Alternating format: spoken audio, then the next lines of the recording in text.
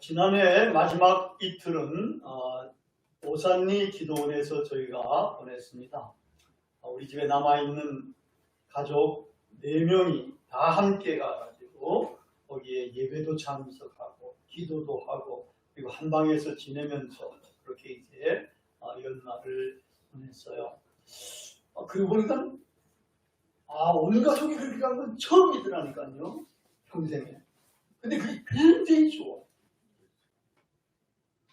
그래가지고 너무 좋아가지고 이제 매년마다 여기 오자. 연말에는 이런 의견도 나와가지고 그럼 그렇게 하자고 이렇게 이제 의견을 결정했습니다. 아니 행복하고 좋은데 나도 할 게 뭐가 있어요.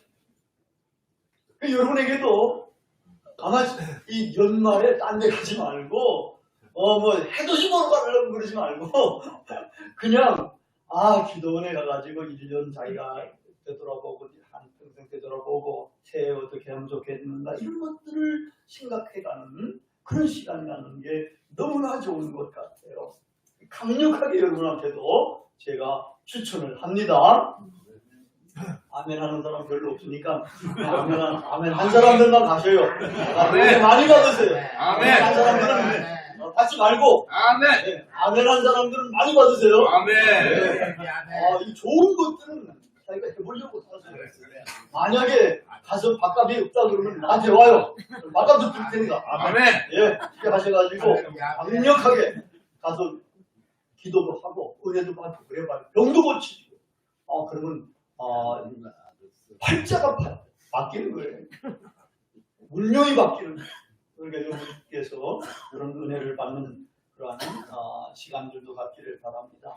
그런데 그날 저녁에 이 저녁 집회에 가니까 저쪽에 하늘 보니까 이 조승달이 딱 이제 떠 있고 제법 그날이 맑았어요.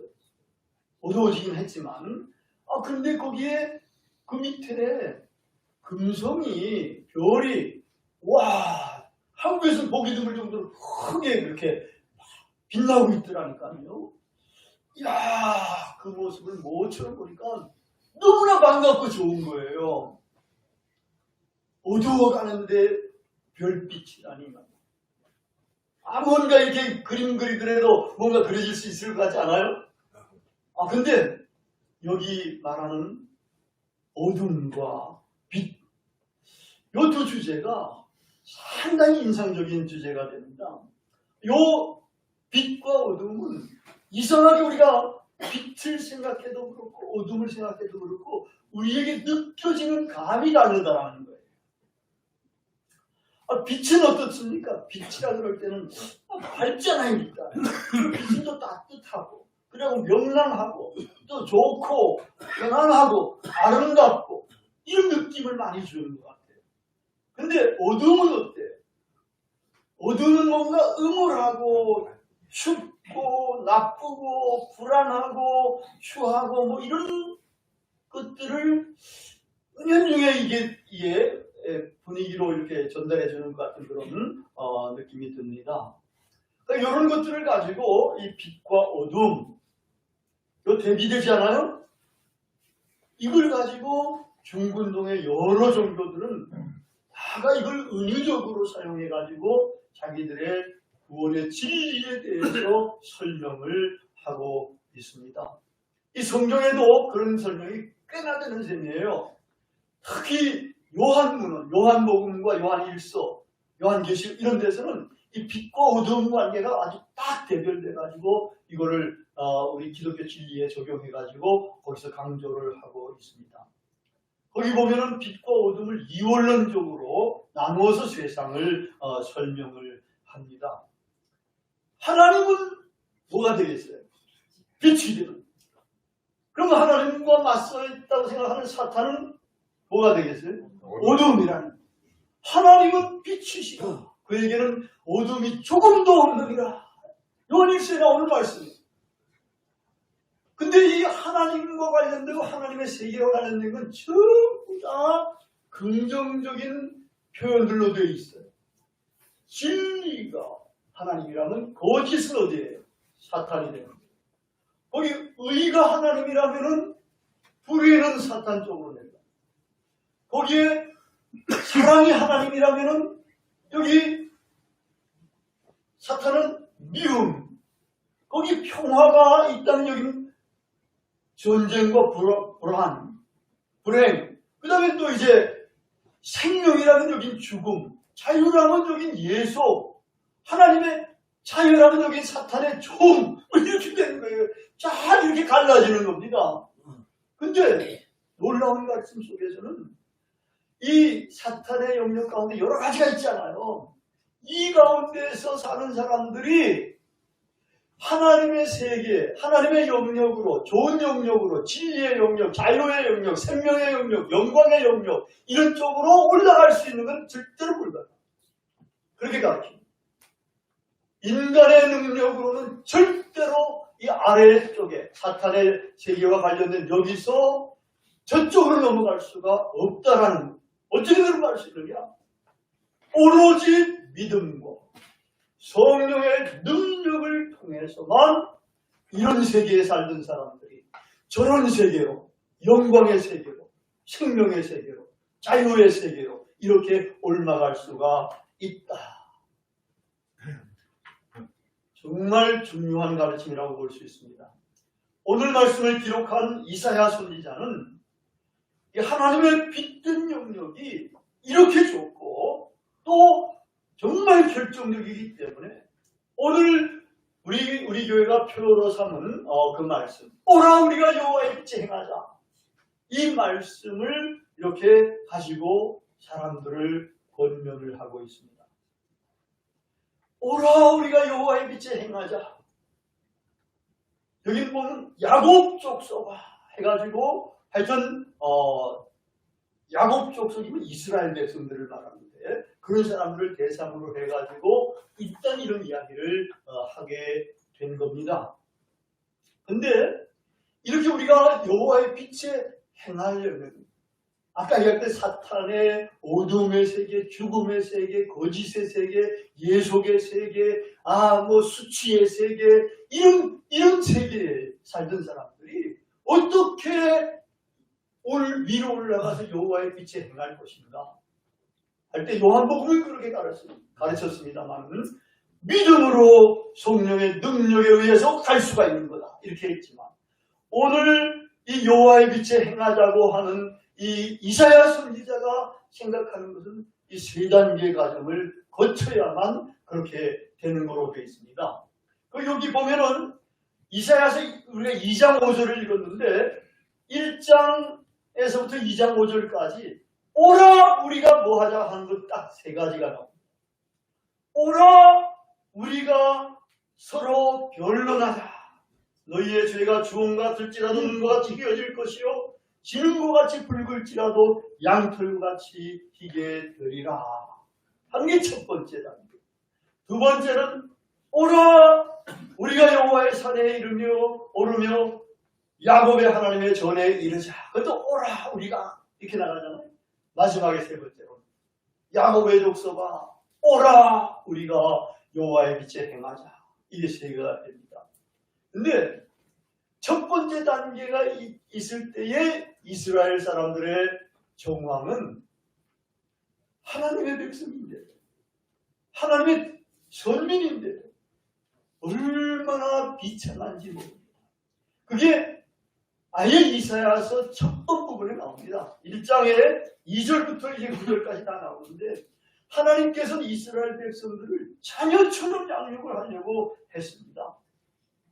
이 만민 가운데 이스라엘 백성을 택해가지고 자녀처럼 하나님의 아들과 딸로 양육을 하려고 했는데 이 이스라엘 백성들이 하나님을 거역하고 하나님을 대적해가지고 우습게 여기면서 하나님을 떠나서 멀리 떠났어요. 그러니까 이 사람들은 어떻게 되는가 하니까 범죄한 말고 허물진 백성이 되고 행정자가 되고 부패한 그러한 자식이 되어 버렸습니다.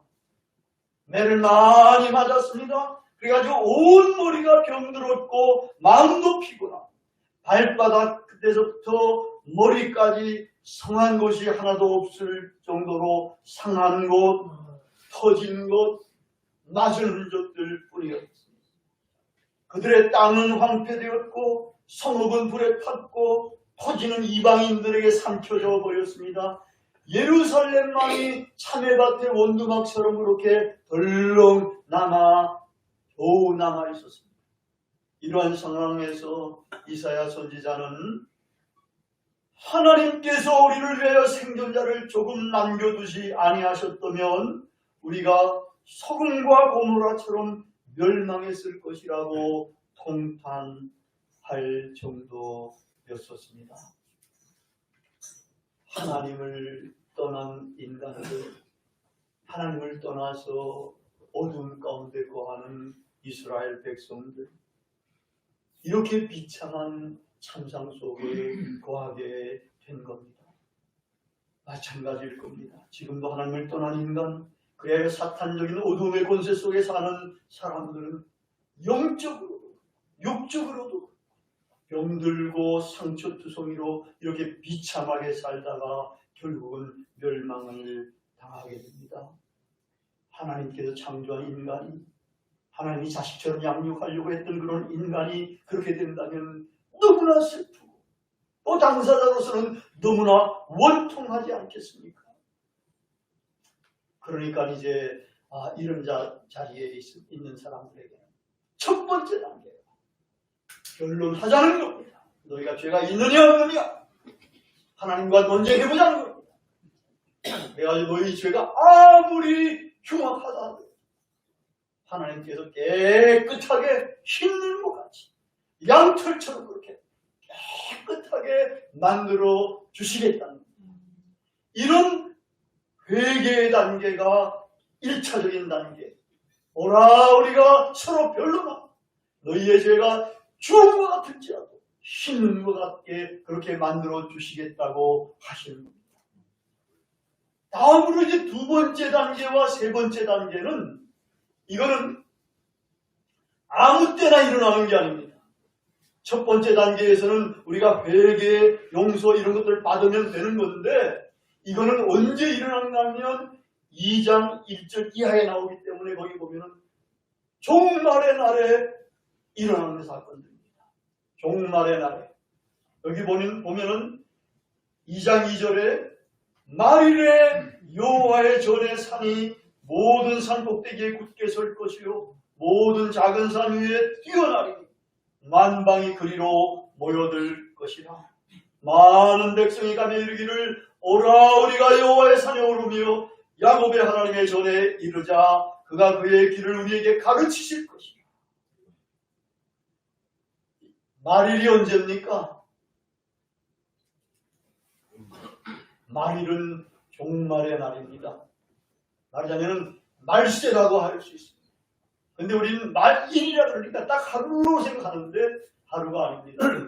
이 이사야 선지자가 미래를 내다보면서 보니까 그게 한 점처럼 보이는데 실제로 그때 미래로 가보니까 이게 한 점이 아니라 쫙 기간으로 벌어져 있는 겁니다. 이 기간이라는 겁니다. 그때 여호와의 전이 산 꼭대기 위에 서게 되는 겁니다. 그 여호와의 전, 하나님의 전이 뭐가 되겠습니까? 이거는 여호와의 전, 성전은 메시아, 예수 그리스도, 이거를 시사해 주게 됩니다. 예수 그리스도가 하나님의 나라의 복음을 선포하고 십자가에 못 박혀 달려 돌아가서 십자가 위가 우뚝 서게 됩니다. 이걸 통하지 않고서는 하나님의 구원의 복음을 접할 수도 없고 하나님 나라에 들어갈 수도 없게 되는 겁니다. 하나님이 얼마나 사랑의 하나님이신지도 모르게 되는 겁니다. 십자가상에 나타난 하나님의 그 놀라운 사랑을 십자가를 통해서만 알게 되고 이 구원의 복음 이제 점점 펼쳐져서 온 세계까지 이렇게 전파되지 않았습니까?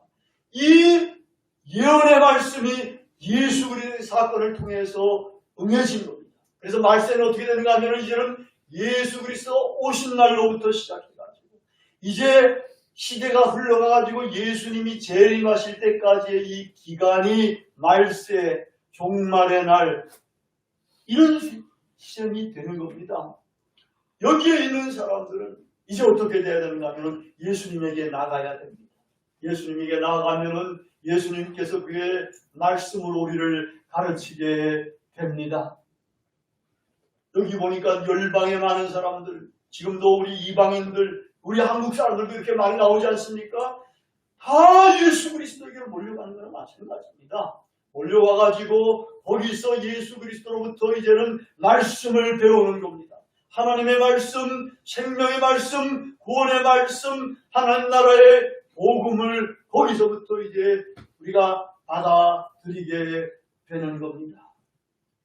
여러분, 이렇게 된다는 것, 예수 그리스도께로 나아간다는 것, 도대체 이건 뭘 의미하는 거겠습니까? 예수 그리스도, 하나님의 대언자, 하나님의 대리자, 나아가서는 삼일체 하나님, 이렇게 되시는 예수 그리스도, 그분에게 나아간다는 것, 세상에 빛된 예수 그리스도에게 나아간다는 것을 의미를 합니다. 세상에 빛된 예수 그리스도에게 나왔다는 것은 하나님의 현존을 우리가 경험한다는 것을 말하는 겁니다. 하나님의 현존에 우리가 사로잡혔다는 것을 말합니다. 세상 살 때 우리가 하나님이 살아계신지 아닌지 모르고 지멋대로 살아갑니다만 예수 그리스도에 나와서 예수 그리스도에게서 빛을 경험하게 될 때에 하나님의 살아계심, 하나님이 자기를 이렇게 임재해 주시고 구원해 주신다는 것을, 이것을 거기서는 체험을 하게 됩니다. 놀라운 경험이 되는 것입니다. 생명 경험이라고도 할 수가 있습니다. 죽어가는 생명이 이젠 영원한 생명을 얻은 것, 아니 하나님을 모르던 존재가 이제는 살아 역사하시는 능력의 하나님, 전능하신 하나님, 구원의 하나님, 좋으신 하나님을 경험하게 되는 이런 사건이 됩니다. 어둠에 살던 것, 그 안에서 사탄의 영역 속에서 죄를 짓고 범죄하고 기만하고 거짓 가운데 살고 자유도 모르고 영광도 모르고 생명도 모르고 거기에 수치스럽게 그렇게 살고 가다가 멸망해가는 이러한 부정적인 상태에서 어디로 나온 겁니까? 빛의 긍정적인 상태로에 나온 것입니다. 변화가 되는 것입니다. 거기는 믿음과 사랑과 희망과 평화와 영광과 자유와 영생과 영과 이 모든 아름다운 것들이 풍만한 충만한 그러한 세계로 나오게 된 것입니다. 여러분, 기독교의 하나님 경험, 영적인 경험, 생명 경험은 이렇게 소중한 것이고 얼마나 아름다운 것인지 모릅니다. 우리가 기독교인이라면 이런 경험들을 해야 하는 겁니다. 이제 세 번째 단계로 올라가야 되는 겁니다. 빛 안에서 행해야 하는 겁니다. 여호와의 빛에 행해야 됩니다. 우리 기독교인들 믿으면 구원받는다고 이렇게 해가지고 행동을 우습게 생각하는 사람들이 있어요. 근데 우리가 살아가는 데 있어서는 행동이 얼마나 소중한 것인가. 여러분이 살아봤지 않아요? 날마다 살아가잖아요. 얼마나 자기의 행동이 소중한 것인지, 자기가 선을 행할 것인지 악을 행할 것인지, 나쁜 일을 행할 것인지 좋은 일을 행할 것인지 하나하나가 순간순간 우리의 결단과 마음가짐에 따라서 달라지게 이렇게 되지 않습니까? 여기 이사야 선지자는 결정적으로 이제는 3단계를 이야기하는 겁니다. 우리가 여호와의 빛에 행하자는 겁니다. 이스라엘 백성들이 왜 그렇게 망해가지고 비참하게 참상 가운데 거하게 됐나요? 하나님을 떠나서 행동하지 않는 신앙생활을 자기들이 하니까 우상도 숭배하고 하나님도 믿기도 하고 뭐 이따위 하면서 살아가다 보니까 이렇게 매맞아 터져가지고 비참하게 그렇게 살게 그렇게 된 겁니다. 우리가 생명 경험을 했을 때에, 하나님 경험을 했을 때에 이 경험이 얼마나 소중한 경험인지 모릅니다. 거기에 우리가 알지 못했던 그러한 생명과 영광과 자유와 평화와 기쁨과 이런 것들이, 세상이 줄 수 없는 것들이 주어지는 그런 경험입니다. 이런 경험을 이제는 우리는 굳게 부여잡는 겁니다. 굳게 부여잡고 하나님의 말씀에 따라서, 이스라엘 백성들이 못했던 것, 하나님의 말씀에 따라서 이제는 우리는 그렇게 살아가야 되는 겁니다. 행해야 되는 겁니다. 부정적인 것들 다 벗어버리고 이제는 의와 거룩과 믿음과 사랑과 자유의 그러한 긍정적인 경험들을 가지고서 주님의 말씀을 준행하며 살아가야 합니다. 오라 우리가 여호와의 빛에 행하자는 이 말씀은 하나님의 은혜로 겨우 살아남아가지고 이제 점점 원성해 가고 있는 이스라엘 백성들을 향한 말씀이 됩니다. 야곱 족속은 그때는 그런 정도였었습니다. 그런데 이 말씀은 이제는 우리 기독자들에게 하는 그러한 말씀이 됩니다. 하나님의 말씀이 되는 겁니다. 여러분들은 기독교인이지요? 그러면 여호와의 빛에 거합니까? 아멘. 아멘하는 분들은 그럴 줄로 믿습니다. 아멘. 아직은 어둠에 거하는 분도 있을지 모릅니다. 자기가 자기 자신을 잘 살펴보면 알 수가 있습니다. 이 분별할 수 있는 기준은 율법의 완성이 되는 하나님의 말씀에 요약이 되는 사랑입니다. 요한일서 2장 9절 11절에 보면 거기에 나오는데, 빛에 거하는 사람은 형제를 사랑하는 사람입니다. 어둠에 거하는 사람은 형제를 미워하는 사람입니다. 자기가 빛에 거한다고 하면서도 형제를 미워하면은 아직은 어둠에 있고 어둠에 행하며 갈 곳을 알지 못하는 시각 장애인이라고 하나님의 말씀을 거기서 분명히 이야기하고 있습니다. 어둠이 그 눈을 멀게 했다는 겁니다. 눈은 또 있지만 영적으로는 그렇게 시각 장애인이라는 겁니다. 영적 소경이라는 겁니다. 기독교인들은 이 부분에서 특히 유념해야 됩니다. 이제 하나님의 빛에 우리는 행해야 하는, 행동을 해야 한다는 말입니다. 사랑을 하라는 사랑이 최고니까, 사랑이 율법의 완성이고 하나님의 구약의 말씀의 핵심적인 요약이고, 이러니까 이 사랑을 이제는 실천하며 행해야 됩니다. 우리 교회에도 보면은 사랑하는 사람도 있고 사랑 안 하는 사람도 있고 때로는 조금 잘못하면 미워하는 사람도 있고 이런 사람들도 섞여 있어요. 근데 이제는 우리가 빛에 거하려면은, 빛에 행하려면은 이제는 서로 감싸주면서 형제 우애를 나누고 사랑을 하도록 이렇게 해가야 됩니다. 조금 부족하더라도 자꾸 격려해가고 좋은 길로 인도할 수 있도록 이렇게 해가야 됩니다. 이렇게 착한 행실을 해야 우리가 빛을 발하게 되는 겁니다. 근데 놀라운 것은 이 빛을 발하는 행동이 뭐냐? 사랑을 실천하는 것인데, 이 사랑도 우리가 가진 사람 사랑, 권력을 가진 사람 사랑, 우리나라 사람들 특별히 대통령 사랑을 많이 하는 것 같아요. 권력을 가지고 있는 사람들을 많이 사랑하고, 갖지 못한 사람들은 그냥 이거 격려하고 뭐 이렇게 열심히 하고 이런 경우들이 너무 많아요. 강자들한테 빌붙고 약자들한테는 억누르고 뭐 이런 사람들이 많아요. 이 기독교인들 가운데도 많은 사람들이 그러고 있어요. 그런데 이사야서에서는 이 여호와의 빛에 행하는 거, 이게 뭐냐 말이에요.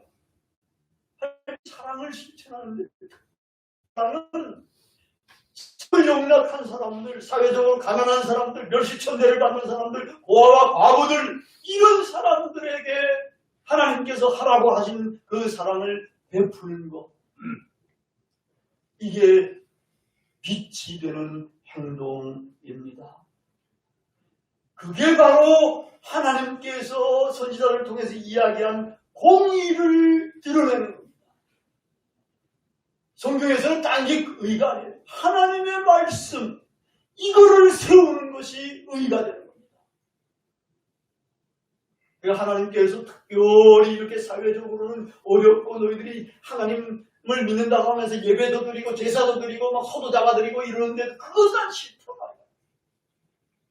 형제들이 어려웠을 때에 그들에게 심정을 동하고 그들을 도와주고 그들을 보살피고 그들에게 옷이라도 나눠주고 뭔가를 나눠주는 이러한 사랑을 베푸는 이런 사람들이 바로 의를 행하는 사람들이고 그들을 하나님께서는 얼마나 소중하게 여기시는지 모릅니다. 그렇게 돼가지고 이 공동체가 와 정말 공의가 살아 역사하게 되는구나. 만약에 이스라엘이 그렇게 되면 이스라엘에서 공의가 이게 실현이 되는구나. 이걸 누가 보는 거 아니면 그 주위에 다른 나라 사람들과 다른 나라 왕들이 보는 거예요.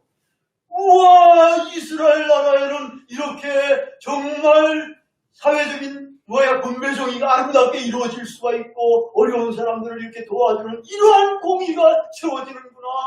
이러면서 찬양을 하게 되는 거예요. 아 이렇게 살아가는 사람들.